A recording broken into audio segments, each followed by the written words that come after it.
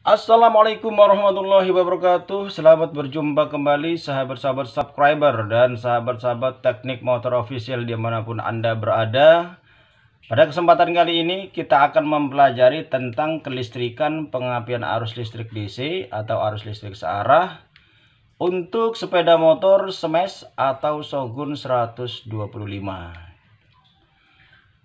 Dalam sistem kelistrikan ini, komponen yang diperlukan adalah spol pengisian, kemudian kiprok atau regulator, kemudian fuse, kunci kontak, fuse yang kedua, kemudian terdapat pula aki, lalu ada juga CDI, pulser, kuil, dan busi. Inilah komponen-komponen yang diperlukan dalam sistem kelistrikan pengapian arus listrik DC untuk motor Smash atau Shogun 125. Adapun fungsi dari masing-masing komponen ini, yaitu spol ini berfungsi sebagai sumber arus listrik atau menjadi power supply, yang mana spol ini mempunyai dua kutub, yaitu kutub positif dan negatif sebagai sumber arus listriknya. Lalu kiprok atau regulator ini berfungsi sebagai penyearah arus listrik, atau dalam bahasa lain ini berfungsi sebagai perubah arus AC menjadi arus DC. Jadi arus AC yang dihasilkan oleh spol ini dirubah menjadi arus DC oleh kiprok atau regulator ini. Lalu terdapat kunci kontak. Nah, ini kunci kontak ini berfungsi sebagai alat pemutus maupun penghubung aliran arus listrik, yaitu difungsikan ketika motor hendak dinyalakan dan ketika motor dimatikan. Untuk fuse, ini fuse berfungsi sebagai alat pengaman arus listrik atau pengaman rangkaian listrik, di mana dia bekerja untuk memutuskan aliran arus listrik ketika terjadi konsleting atau arus pendek. Kemudian terdapat aki. Aki ini adalah alat yang berfungsi sebagai penyimpan arus listrik. Jadi arus listrik setelah dialirkan oleh spol pengisian kemudian disearahkan, maka arus listrik 12 volt ini akan disimpan oleh aki dalam beberapa waktu, di mana arus listrik yang tersimpan dalam aki ini nantinya akan digunakan untuk mensuplai arus listrik ke beban. Beban itu bisa apa saja, bisa CDI, pulser, kuil, dan busi, atau klakson, bisa juga dinamo starter, lampu sen, dan lain sebagainya. Itulah beban-beban yang akan disuplai arus listriknya oleh aki. Kemudian terdapat fuse yang kedua. Fuse yang kedua ini sama fungsinya seperti fuse yang pertama, di mana dia berfungsi untuk memutuskan arus listrik atau aliran listrik ketika terjadi konsleting, ketika terjadi arus pendek. Nah, ini. Kemudian CDI ini adalah alat yang berfungsi untuk mengatur pengapian. Artinya alat yang berfungsi untuk mengatur kerja busi untuk menyalakan api. Jadi busi ini bisa menyala dan bisa juga mati. Dia itu ditentukan oleh kerja CDI. Ini fungsi dari CDI itu adalah pengatur nyala api pada busi, pengatur pengapian. Kemudian pulser ini adalah alat yang berfungsi sebagai penentu waktu pengapian atau pengirim sinyal pengapian. Jadi kapan pengapian itu harus bekerja, kapan busi itu harus menyala ataupun tidak, ini juga ditentukan oleh pulser.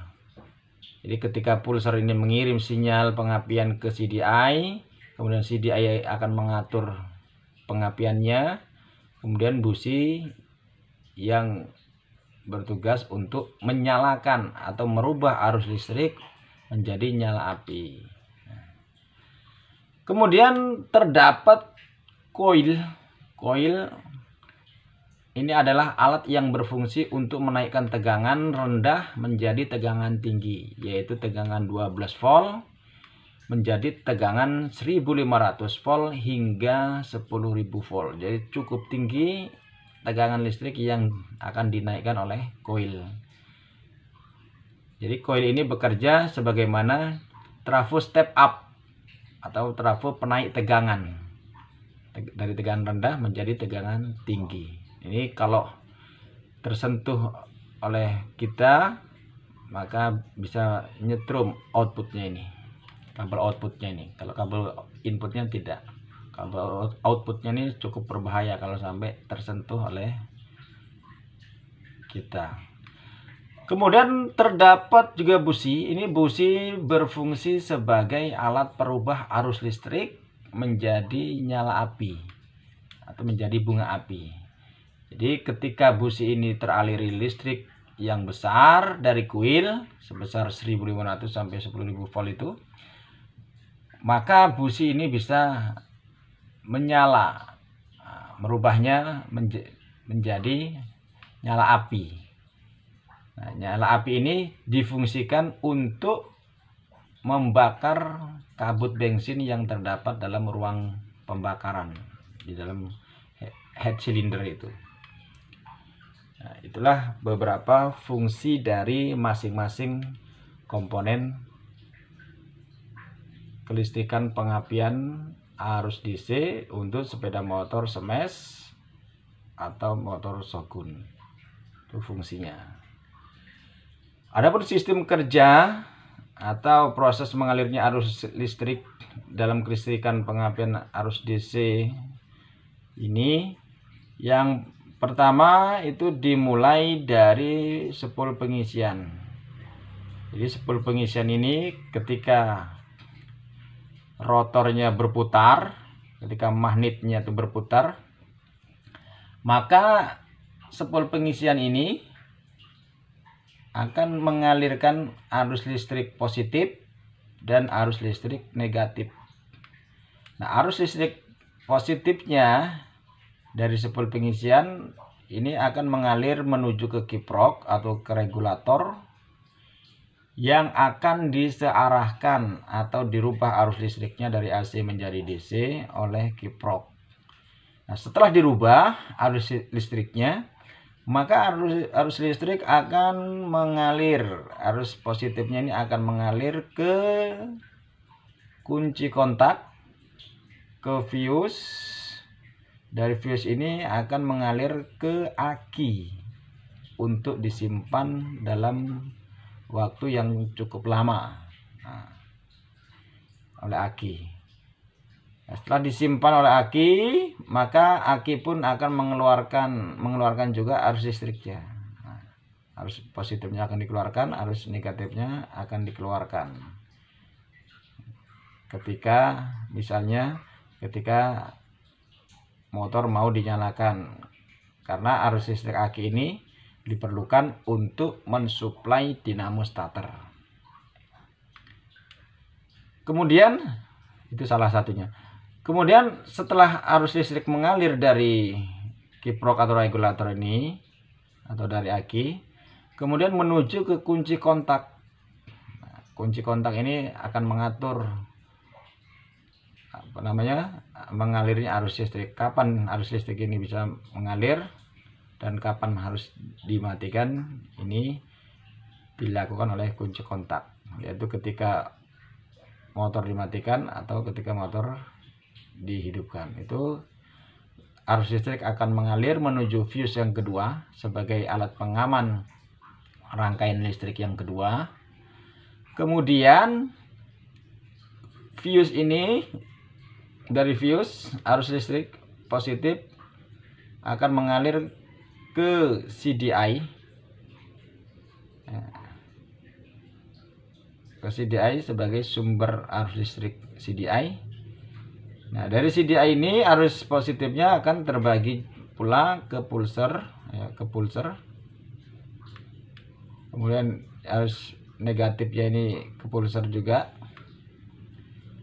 Kemudian setelah arus listrik masuk ke CDI, maka CDI akan bisa bekerja untuk mengatur pengapian, untuk mengatur waktu pengapiannya.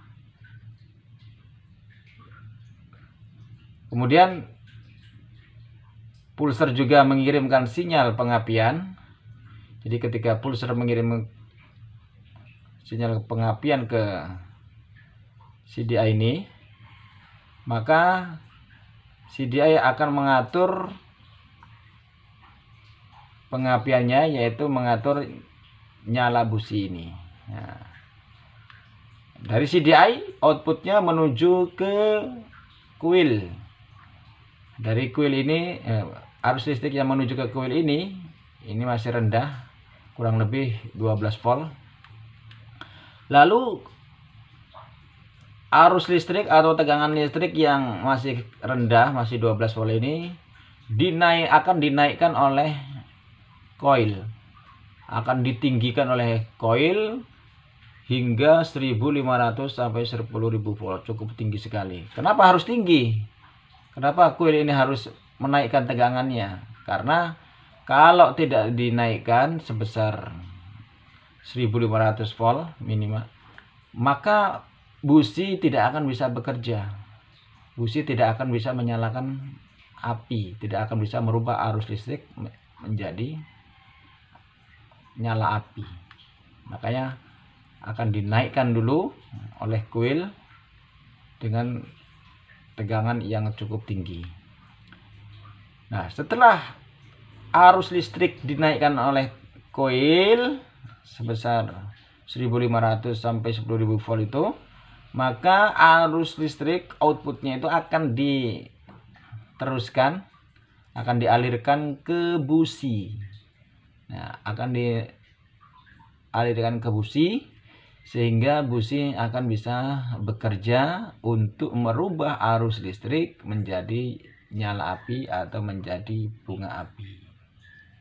Itu proses mengalirnya arus listrik dari dari sistem kelistrikan pengapian arus DC untuk sepeda motor smash ataupun shogun. Sementara itu terdapat juga kabel yang berwarna kuning ini. Nah, ini adalah mengalirnya arus listrik yang menuju ke sepul penerangan dan lampu depan atau lampu belakang. Ini fungsinya untuk penyetabil tegangan. Adapun arus negatif yang bersumber dari sepul ini akan mengalir ke ground, ya, ke ground atau ke bodi motor, ke sasis. Kemudian mengalir juga ke kiprok atau regulator sebagai sumber arus listriknya. Kemudian arus negatif akan mengalir ke aki, mengalir juga ke CDI, mengalir juga ke kuil, lalu terakhir mengalir ke busi, dan mengalir ke komponen-komponen yang lainnya. Nah, di sini juga kami berikan tanda panah. Ini adalah sebagai petunjuk arah mengalirnya arus listrik, yaitu dimulai dari sepul, kemudian menuju ke sini, ya, anak panahnya ini ke atas, terus ke fuse, dari fuse ke aki, dari aki ini naik turun, arus positifnya dan arus negatifnya. Kemudian mengalir lagi ke atas, mengalir ke fuse. Ini kabelnya ini tanda panahnya. Ini adalah petunjuk arah mengalirnya arus listrik. Kemudian ke kuil dan ke busi. Sementara itu juga ini terdapat tanda panah di bawah sebagai tanda arah mengalirnya arus listrik negatif. Nah, ini tanda panahnya, naik turun arus listriknya. Kemudian ke CDI juga, ini ke kuil dan ke busi. Itu untuk petunjuk arah mengalirnya arus listrik. Kemudian dari warna kabel dari spool pengisian, outputnya ini berwarna putih yang ke kiprok atau ke regulator ini. Kemudian untuk yang ke spool penerangan atau lampu depan dan lampu belakang ini berwarna kuning. Kemudian kabel yang menuju pada kunci kontak ini berwarna biru, ke fuse ke aki. Kemudian untuk kunci kontaknya ini berwarna hijau sama ke CDI. Lalu ke pulsar ini berwarna biru dari CDI ke kuil. Ini kuning dan kuil ke busi ini berwarna hitam. Sedangkan kabel untuk negatifnya dalam sistem kelistrikan motor smash ini berwarna hitam. Berwarna hitam arus negatifnya. Kemudian di sini supaya diperhatikan bagi teman-teman, ini terdapat kotak kecil ini. Kotak kecil ini berfungsi sebagai petunjuk arah pemasangan kiprok ke kabel soket kiprok. Jadi soket kiprok ini harus sejajar dengan soket kabel kiprok dengan ditandai kotak yang kecil ini. Itu untuk petunjuk bagi kiprok atau regulator. Sedangkan untuk CDI, petunjuk arah pemasangan soket CDI dengan soket kabel CDI ini ditandai dengan kotak kecil di samping ini. Ini maka harus sejajar agar tidak salah dalam pemasangannya.